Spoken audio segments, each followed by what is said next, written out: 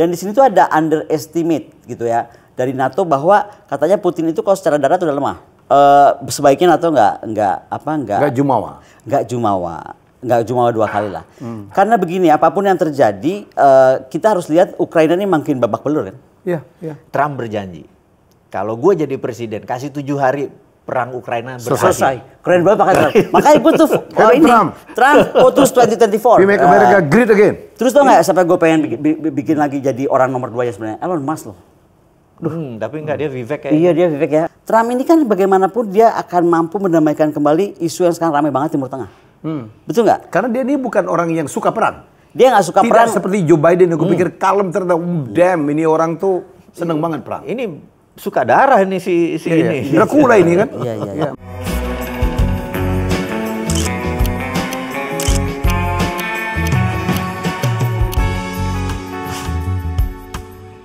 Ya, masih dalam acara Konfirm bersama saya dan Dr. Koni dan Mas Wowi. Kita ngebahas tentang ini setahun lebih nih. Konflik Ukraina, Rusia masih belum kelar juga. Up and down ya. Kemarin negara-negara barat, Amerika ada ancaman untuk mengurangkan bantuan. Ya, saya menyaksikan sendiri tuh di Senatnya dibahas ya. Biden dikritik karena terlalu banyak uang Amerika dipakai untuk membantu. Ya, walaupun dia jualan alat perang sebenarnya. Tetapi sekarang lagi menguat. Malah NATO bersiap untuk menyerang Rusia. Ini lu dong nih orang ahli Rusia nih. Nggak ahli Rusia juga. Aku yang defender abis Presiden Putin dan Rusia. Oke.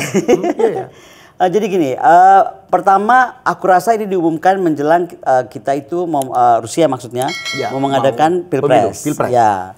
Dan menariknya adalah juga salah satu yang maju, walaupun memang kalau aku sih jelas dukung Presiden Putin, karena sebagian rakyat Rusia itu menurut aku yakin betul dengan kekalahan NATO dalam 1-2 tahun terakhir ini, itu menunjukkan Putin tuh keputusannya benar gitu loh. Ya kan, apalagi itu makin diperkuat dan BRICS, makin memperkuat kukunya dengan Afrika and so on and so forth. BRICS yang bukan saja jadi ekonomi tapi ke finance, ke energi, mungkin ke security. Jadi menurut aku ini menarik karena calon dia satu lagi namanya Leonid Slutsky. Ini juga Leonid Slutsky juga kan bukan orang biasa-biasa aja. Kan kita harus mikir of the worst ya, karena Putin sudah walaupun atau kita berharapkan menang, tapi tetap calon yang kedua terus kita pikirkan. Dan Slutsky ini juga orang penting menjadi ketua tim atau anggota tim ya negosiasi waktu perdamaian Ukraina. Jadi calonnya pun yang akan dipilih adalah calon yang mengerti betul tentang bagaimana urusan Ukraina Rusia. Karena pada sebagian besar rakyat Rusia sama seperti aku, walaupun gue belum jadi rakyat Rusia, gue ngomong kayak gitu, gue jadi rakyat Rusia. Kita tuh berpendapat bahwa loh, memang dulu tuh kenapa sih NATO mesti terus maju ke depan? Jadi tetap urusan Ukraina adalah urusan NATO yang ekspansionis gitu. Nah, tapi kembali kalau kita mau lihat sekarang persiapan perangnya nih ya, bayangkan aja NATO ini dalam beberapa pekan depan ini lumayan banyak Pak, 90.000 tentara. Akan di latihan ya? Iya, bagaimana 31 anggota negara dan Swedia ikut loh. Swedia padahal kan, belum diterima ya? Nah makanya kan jadi lucu ya, kok Swedia udah ikutan gitu. Dan ini akan berlangsung bagaimana 50 kapal angkatan laut, 80 pesawat, 1.100 kendaraan tempur. Ini menurut aku tuh latihan terbesar sejak 1998. Dan di sini tuh ada underestimate gitu ya dari NATO bahwa katanya Putin itu kalau secara darat udah lemah. Rusia ini pertahanan daratnya menurutnya udah lemah. Karena digerus oleh perang Ukraina. Digerus oleh perang Ukraina. Yang dia sampaikan, si NATO sampaikan bahwa yang akan kuat itu di udara dan lautnya. Nah ini yang menurut aku termasuk rudal. Ya termasuk rudal. Menurut aku ya justru kekuatan perang sekarang ya di sana. Justru kalau di sana masih sangat kuat gitu. Nah satu yang mereka lupa juga, Rusia itu ya waktu sebelum kemarin perang dengan Ukraina banyak sekali daerah-daerah yang sudah vakum. Kayak apa sih daerah penelitian nuklirnya, daerah penelitian untuk senjata-senjata perang. Itu kan mereka punya daerah-daerah Pak. Jadi begitu nggak perang ya udah kayak shutdown sendiri tuh kota jadi kota mati.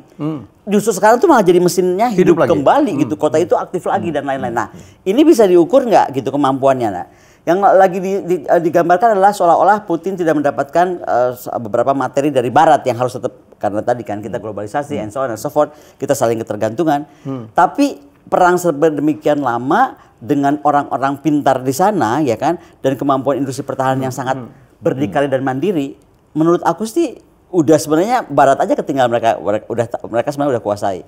Sama seperti kita mikir waktu Taiwan menguasai chips, ya kan? Loh, tiba-tiba dalam heningnya tiba-tiba Cina sudah bisa ngejar gitu loh. Jadi kalau teknologi itu menurut aku sebaiknya NATO nggak jumawa 2 kali lah.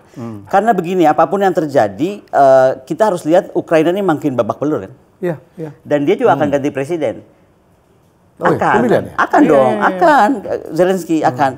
Dan di sini menurut aku juga, apakah ini juga akan mengarah gara-gara itu sok-sok NATO muncul lagi.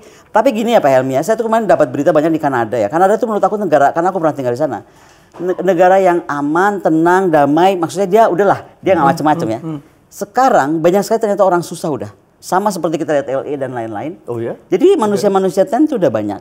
Dan rata-rata orang rakyat sana semuanya menyuarakan, kenapa sih kalian bantu terus Ukraina? Lu bantu dong rakyat lu sendiri gitu. Nah, apakah tidak terpikir gitu bahwa ini akan ada serangan balik demikian masif gitu dari orang-orang itu? Oke, Mas Wei gimana? Kenapa NATO mau menunjukkan akan menyerang Rusia? Jadi ada berita sebelum ini, ada berita menarik bahwa Putin menyatakan bahwa jual beli Alaska sama Amerika itu illegal. Jadi dulu jual beli Alaska dan Amerika. Ya, jadi dulu dibeli Alaska, dengan harga yang sangat murah. Ya, Alaska tuh milik Rusia. Ya. Iya. Kemudian dijual dengan harga yang sangat murah. Dan dia bilang bahwa penjualan itu illegal, gitu ya. Sejak Putin menyatakan itu, mendadak mesin perang bunyi di NATO. Gini. Iya, gitu. Nah, jadi karena Alaska banyak minyak ya, karena banyak semua resource terbesar juga Rusia. Food security. Iya, makanya apakah Putin ini jago perang? Siapa sih yang nyangka dia dia buka front baru, bener nggak? Itu kan strategi perang sebenarnya. Apakah dia menyerbu beneran atau apa dia? Tapi NATO memang nggak pernah nganggap Putin remeh-temeh, nggak pernah. Begitu dia ngomong begitu langsung mesin perang disiapin. Jadi kita memang menduga bahwa memang nomor satu perang di Eropa tidak pernah sebentar. Bener nggak? Itu statement kita ya. Itu dari dulu. Itu episode gue pertama jadi bintang tamunya itu dari dulu sekedar mengingat bahwa ini eskalasinya turun naik kayak gitu. Nah sekarang ini kita tahu kalau Trump berjanji kalau gue jadi presiden kasih 7 hari perang Ukraina selesai. Keren banget Pak Trump. Makanya gue tuh Trump putus 2024. We make America great again. Terus tau nggak sampai gue pengen bikin lagi jadi orang nomor 2 ya sebenarnya Elon Musk loh. Tapi enggak, dia Vivek kayak. Iya dia Vivek ya. Gimana dong? Tapi dia bisnis aja tuh orang. Dua-duanya pebisnis. Nah, lanjut. Jadi begitu Trump bilang bahwa dia akan menghentikan perang, artinya dia tidak akan mensubsidi perang di Ukraina. Amerika nggak akan. Dan wilayah yang diambil Rusia udah jadi milik Rusia. Udah sesederhana itu. Karena bagi dia kamrat sekali si Putin itu. Ini. Dan habis itu perangnya selesai. Karena dia mau buat Amerika great again itu harus stabil. Apalagi kemenangan Trump dulu kan dicurigai quote-unquote didukung oleh Rusia. Putin. Betul. Ya, last minute emailnya Hillary kan dibuka kan, jebret oleh Rusia, betul. Dan itu membuat Hillary menjadi tidak capable, diretas dan tidak capable karena ternyata dia pakai email pribadi dia untuk hal-hal negara punya dan secret negara pakai email pribadi dan dibuka dan di sini terlihat bahwa dia nggak amanah orangnya, langsung kalah Trump diuntungkan. Tapi bagi Rusia dia itu kalau nah ini kita mau belajar, kita kan mau jadi great country juga kan, kita harus mengendalikan negara lain. Waktu itu dulu dia bilang dia mau pegang known devil atau unknown devil nih. Iblis yang gua kenal atau iblis yang tidak dikenal. Yang nggak kenal. Iblis yang dikenal dong. Iblis yang dikenal ya, itu ya Trump yang benar menangin Trump, benar nggak? Dan menurut aku tuh untuk Trump, kenapa kembali Trump tuh buat aku harusnya jadi presiden Amerika Serikat ya. Pertama dia akan make America great again, tadi urusan Alaska. Yang kedua apa? Trump ini kan bagaimanapun dia akan mampu mendamaikan kembali isu yang sekarang ramai banget Timur Tengah. Betul nggak? Karena dia ini bukan orang yang suka perang. Dia nggak suka perang. Tidak seperti Joe Biden yang gue pikir kalem ternyata, damn ini orang tuh seneng banget perang. Ini suka darah ini si ini. Dracula ini kan. Iya. Makanya kalau agak limbung kalau darahnya kurang tuh Bu. Kan suka-suka limbung. Salah ngomong berkali-kali. Salah angka berkali-kali. Nah kalau itu antara beda tipis ataukah dia karena kena sudah penyakit ya kan, atau dia rada otis, makanya kita jangan sampai ambil presiden yang atau wapres yang otis. Siapa sih? Yang berlari. Nggak tahu. Gua kan nggak punya hasil kedokteran dari mana-mana. Oke, terus. Oke, jadi kita harapkan situ nyamper siapa sih? Gua nggak nyamper siapa. Enggak ya? Ada itu yang netizen. Jangan sampai ambil presiden atau wakil presiden yang ada unsur otisnya. Nanti jadi kayak Biden. Itu kan maksudnya kan? Ya betul. Iya tuh betul. Setuju kali itu. Tapi OT siapa gue nggak tahu tuh dari namanya. Ya. Cuman warning aja. Oh, iya. Boleh dong. Jadi taktik perang ini begini. Saat ini kemungkinan seperti halnya waktu FDR di tahun Franklin Delano Roosevelt. Ya, dia menjadi presiden ketiga kalinya karena waktu itu negara dalam keadaan darurat perang. Jadi tidak ada pilpres. Inilah skenario yang lagi dimainin oleh Partai Demokrat untuk tidak ada pilpres di 2024 di Dan Amerika. Biden lanjut. Biden lanjut dengan menyatakan perang. Jadi dia lagi main di dalam. Sekali lagi ini skenario. Sekali lagi kita sama Pak Helmi, boleh gue potong ya. Kayak kemarin kan ada isu karena akan ada virus baru masuk lebih besar, lebih bahaya daripada COVID. Iya kan? Ya, ya. Itu sebenarnya juga salah satu strategi mereka untuk menahan Biden dalam kekuasaan kan. Itu. Ya. Jadi Jadi memang kita akan nandatanganin 24 Mei 2024. 24 Mei 2024 nanti ke depan. Jadi pandeminya belum ada, ininya udah ada. Vaksinnya udah ada, pengumumannya udah ada. Promosi. Ya. Pre-launch atau pre-sale, ya. Pre-sale. Jadi tadi perang Ukraina, tadi perang biological warfare itu memang bagian dari kita bilang strategi ya. Memang Demokrat ini suka perang. Demokrat sana loh ya. Amerika. Ya. Demokrat sini mah damai-damai. Demokrat sini ya, damai-damai. Ini jago menghimbau. Oke. Ya, kita lihat perang partai mana yang ini, partai mana yang begini, partai mana yang begini gitu ya. Ya kita tahu lah. Jadi Republikannya si Trump ini berbeda. Trump ini memang Republikan, tapi dia bukan perangnya kita tahu dalam 4 tahun dia cuma satu. Cuma nembak Soleimani doang, bener nggak? Dan gue tuh sampai sekarang masih gak habis pikir, gimana waktu itu ya, kita kan berabad-abad gak bisa nyelesain Israel nih, sama Timur Tengah ya. Iya. Sama dia tuh kok selesai ya, betul nggak? Ya dengan Abraham Accord. Iya, Abraham Accord. Maksud aku, apakah dengan dia nanti balik to power, dan aku berharap Trump akan balik ke power, itu akan benar-benar selesai juga lah masalah Timur Tengah. Ya, sekarang tuh udah jadi kemana-mana Pak Helmi. Ini kan kita nggak pernah punya brief, tapi sekarang kita dikasih brief ya. Bagaimana misalnya ini akan terus menyebar ke arah yang lebih luas. Dan kalau ini terjadi kan ngeri bener. Sebagian besar dunia masa mau perang lagi sih gitu. Dan itu mungkin dengan 90.000 latihan itu sebenarnya adalah 90.000 orang. 90.000 tentara latihan ini sebenarnya memang untuk perang itu memang harus ada pembiasaan kan. Dia udah mulai mendekatkan pembiasaan. Dan sekaligus cyber untuk Rusia kan ya? Iya, benar. Dan gue adalah orang yang percaya bahwa perang dunia ketiga pasti terjadi karena alasan ekonomi. Jadi alasan ekonomi itu adalah hutang Amerika yang sudah demikian besarnya, dolar. Dia udah nggak mau bayar terus pengen cuci tangan. Dolar harus di reset gitu loh. Terus sekarang semua bank sentral lagi nyari emas. Itu indikasinya tuh, wah ini tanda-tanda perang dunia pertama lakukan itu, perang dunia kedua lakukan itu, terus waktu perang perangnya si siapa namanya Jenderal Prancis tuh Napoleon Bonaparte, itu ujung dari semua resesi perang di reset dengan perang gitu, di reset dengan perang. Jadi pikir ini arahnya ke sana gitu. Jadi udah pasti begitu ini screw up nih, Amerika serbu aja langsung Ukraina gitu kan. Yang penting padang kurusetranya atau ground floor war-nya nggak deket mereka, udah ciri-cirinya begitu. Jadi Ukraina sebenarnya korban kan ya? Yes. Menjadi medan perang, menjadi mandala perang. Hancur ya kan, utangnya seabrek-abrek. Itulah hanya kesalahan seorang badut yang bernama Zelensky. Itulah disebut yang Zelensky merupakan itu duit boneka. kenegaraan. Gue dengar Amerika ibu ya, dia duit kenegaranya Amerika, Zelensky. Mungkin aja Amerika, tapi aku tahu sih dari data yang aku terima dari awal, rakyatnya perang, dia membeli rumah mewah di Italia.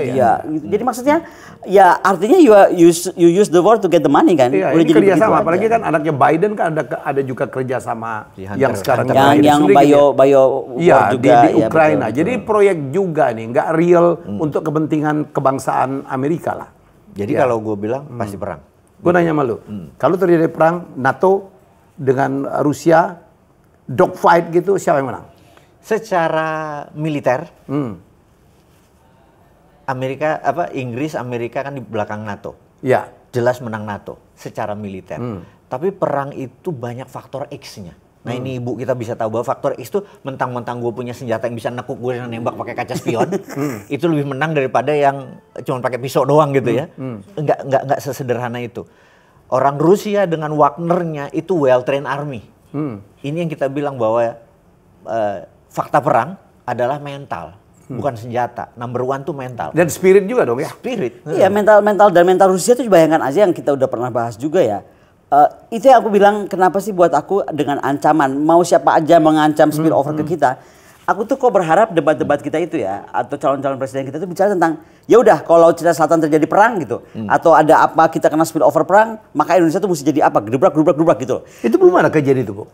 Udah ada tapi itu kemarin nggak keluar. Oh yang waktu kemarin itu?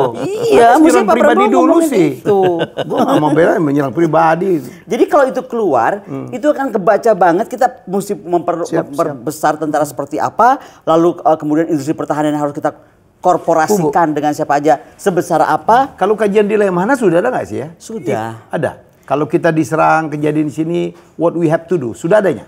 Belum. Jadi Lemhanas itu sampai di titik bahwa perkiraan perayaan tahun berapa? Perkiraan 2037, ya. Oke. Antisipasinya? Nah, antisipasinya adalah ketika saya advise Pak Prabowo untuk debat tentang pertahanan, ya kan? Ya. Bagaimana karena beliau tekanannya kepada alutsista ya. Ya. Beda nih. Kalau Pak Ganjar tekanannya kepada geopolitik, bagaimana peran bagaimana memperkuat TNI dan lain-lainnya ya, procurement, kemudian readiness. Makanya nih kalau ada yang bilang kok Bukoni bisa ada di dua tempat, karena beda gitu loh. Di Pak Prabowo itu lebih kepada Indonesia harus harus jadi powerful banget, terkuat lagi di bagian selatan, maka harus tentaranya seperti apa hebatnya, darat, laut, udara, lalu industri pertahanannya harus kerjasama dengan siapa? Ya, gitu. Jadi itu yang aku hitungkan buat beliau, cuma nggak keluar. Supaya seru gitu. Bukan supaya seru, supaya Indonesia jadi punya peran, bukan jadi penonton. Kan dengan itu kita jadi punya sama seperti sekarang Rusia. Oke lah dia underestimate gini-gini, bukti dia bukti. Nah, apa bisa? Nah, itu yang kita mau buat. Ada apa-apa, apakah mau spill over 2037, apakah kemudian Laut Cina Selatan, kita bisa gitu dengan kemandirian kemerdekaan kita gitu. Gue balik lagi ya, kemarin seolah-olah nanti kan Rusia kan dikeroyok satu.